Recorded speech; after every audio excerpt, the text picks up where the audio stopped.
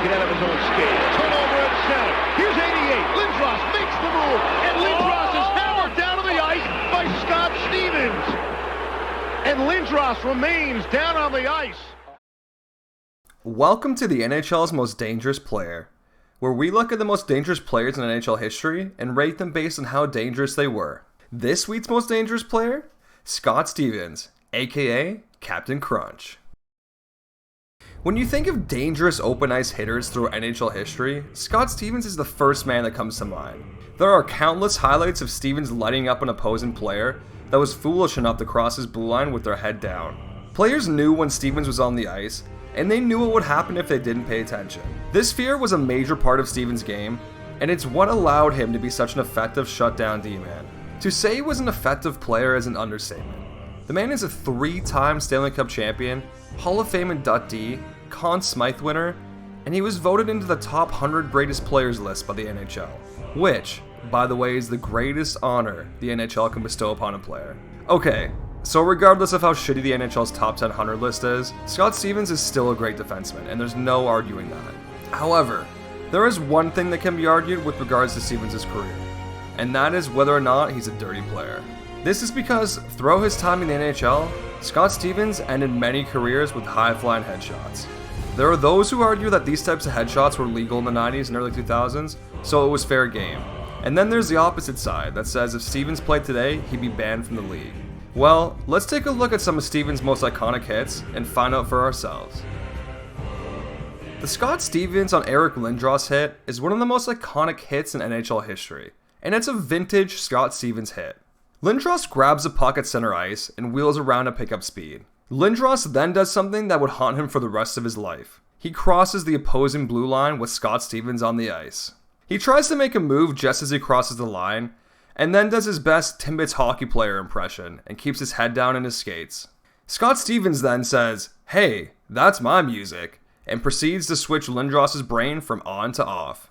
Now, if you look at the hit, Stevens goes straight shoulder to head on this one. And at the time, this hit was considered clean. If this hit was thrown now, it would probably bait Stevens at least a 5-game suspension, if not more. After the hit, Lindros was never the same player, and as you'll see, this becomes a recurring theme throughout the rest of this video.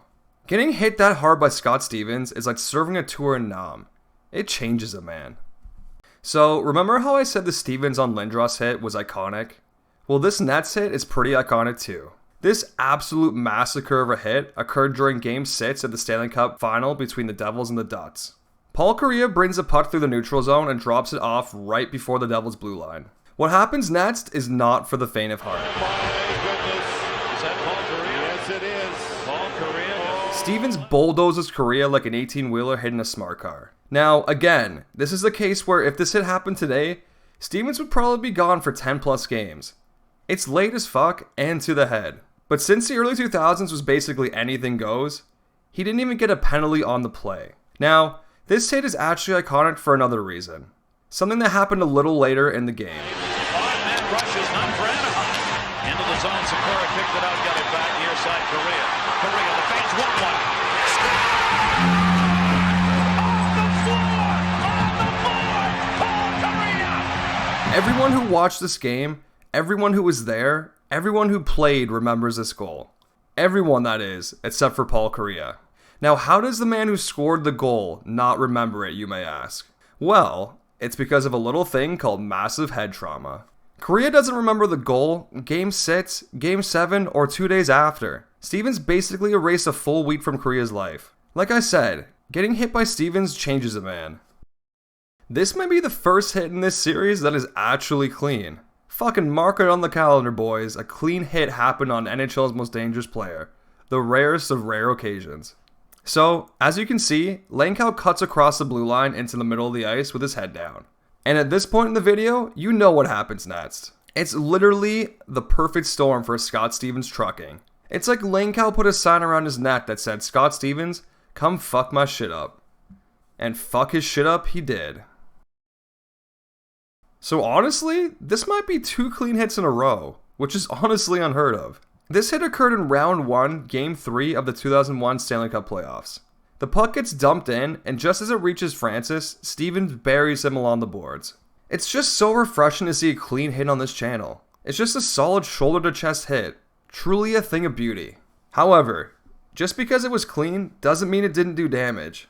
As you can see here, Francis gets hit with a case of the Bambi legs and falls to the ice. This is what made Stevens such a dangerous player. Even when he throws clean hits, they're usually so hard that the opposing player thinks he's back in high school geography class.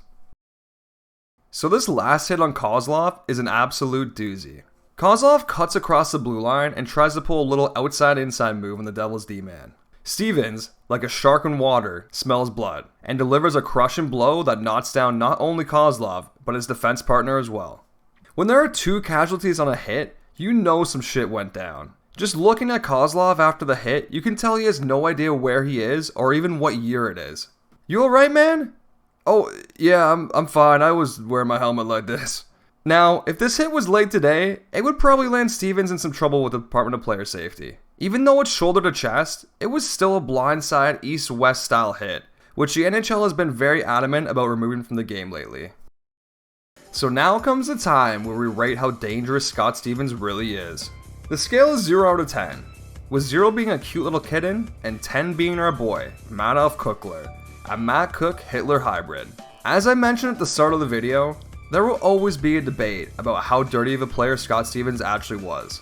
Sure, if some of those hits were viewed under the lens of the rules today, Scott Stevens probably would have been suspended a lot more frequently. But at the same time, it's not fair to say that, because Stevens could only play with the rules that were implemented at the time, and it's completely possible that if he played today, he would have adapted to the new rules. We'll never know. One thing we do know though, is that Scott Stevens was one dangerous motherfucker. Regardless of whether you think the hits were dirty or clean, they always cause damage. Usually keeping players out of the lineup for extended periods of time, or making it so once they came back to the NHL, they were never the same again. I don't think anyone in NHL history has a casualty list as high as Stevens, especially on such high caliber players. And for that reason alone, I'm giving Stevens our first 10 out of 10.